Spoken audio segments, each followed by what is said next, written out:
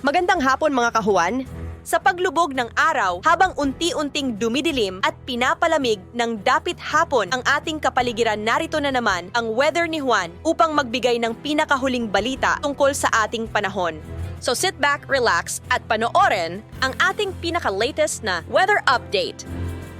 Magandang hapon po sa ating lahat. Narito ang weather update sa araw ng Lunes, December 4, 2023.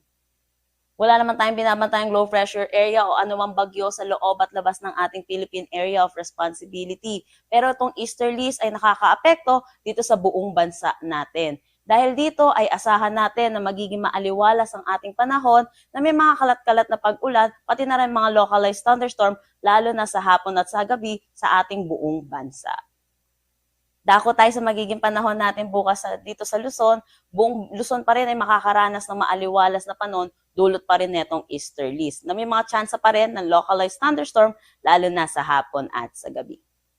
Dito sa Metro Manila, maglalaro ang temperatura between 24 to 32 degrees Celsius.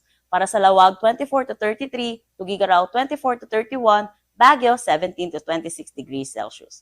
Dito naman sa Tagaytay, 22 to 29 degrees Celsius, Legazpi, 25 to 32, at dito sa Calayan Islands at Puerto Princesa, asahan natin ang temperatura between 26 to 32 degrees Celsius. Dito naman sa Visayas at Mindanao, asahan din natin na magiging maaliwalas ang panahon. Dito sa Iloilo, maglalaro ang temperatura between 26 to 31 degrees Celsius, sa Cebu, 26 to 31, Tacloban, 25 to 32 degrees Celsius. Para dito sa Zamboanga, 25 to 34 degrees Celsius, Cagayan de Oro, 25 to 32, at Davao, 25 to 32 degrees Celsius.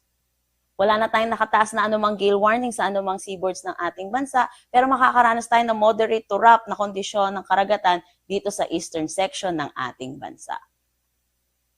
Dako tayo sa magiging panahon natin sa susunod na 3 araw sa mga piling syudad ng ating bansa. Asahan natin na generally fair weather pa rin tayo, pero may mga tsansa pa rin ng localized thunderstorm, lalo na sa hapon at sa gabi. Yung easterlies pa rin po natin ang patuloy na iiral. Dito sa Metro Manila, maglalaro ang temperatura between 23 to 33 degrees Celsius.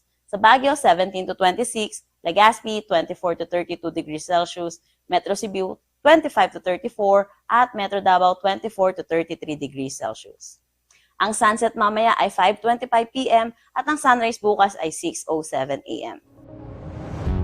Mga kabuwan, dito po nagtatapos ang ating huling update tungkol sa panahon para sa araw na ito. Naway nakatulong sa inyo ang ating weather updates para sa inyong pang-araw-araw na update, trivia at kaunting dagdag kaalaman tungkol sa panahon at klima ng ating bansa. Siguraduhing pindutin ang subscribe button at huwag kalimutang i-click ang notification bell para siguradong makakatanggap ka ng notification update sa tuwing may bagong palabas na video ang Weather ni Juan. Abangan ang susunod na Weather ni Juan update bukas po ng umaga. Ingat palagi at maraming salamat mga kahuan!